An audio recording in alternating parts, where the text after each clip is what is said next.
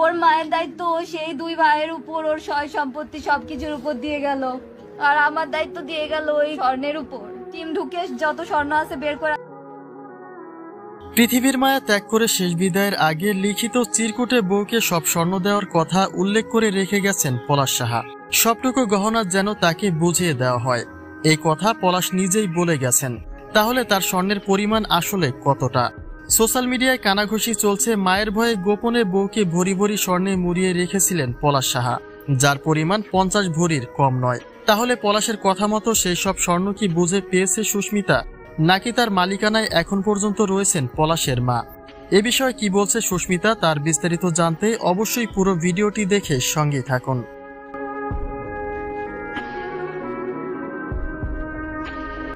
সুস্মিতার জীবনে পলাশ যেন এসেছিল স্বপ্নের মতো। সংসার বাঁধল, স্বপ্ন দেখালো, কিন্তু তা পূরণ হলো না। সুস্মিতাকে একা রেখে চলে গেলেন পলাশ সাহা। কিন্তু এমন তো কথা ছিল না। যে আক্ষেপটাই কেঁদে কেঁদে প্রকাশ করেছেন সুস্মিতা।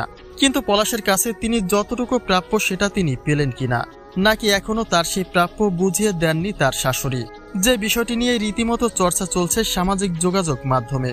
কিন্তু মূল বিষয়টি হচ্ছে বইয়ের জন্য আসলে কতটা স্বর্ণ রেখে গেছেন পলাশ সাহা।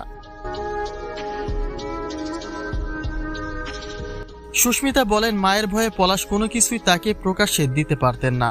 ছেলে আর বউ দুজনকে চালাতো তার শাশুড়ি, যিনি কিনা হানিমুনে পর্যন্ত ছেলের সঙ্গে গিয়েছিলেন। যে কারণে সামাজিকতা রক্ষা করতে হলে পলাশ মায়ের চোখের আড়াল করেই সুস্মিতার স্বাদ আহ্লাদ যতটুকু সম্ভব পূরণ করতেন। কিন্তু পলাশ তার শেষ বিদায়ের আগে লিখিত চিরকুটে যে স্বর্ণের কথা বলে গেছেন, তার পরিমাণ আসলে কতটা? এবার সে বিষয়ে স্পষ্ট তথ্য দিয়েছেন সুস্মিতা।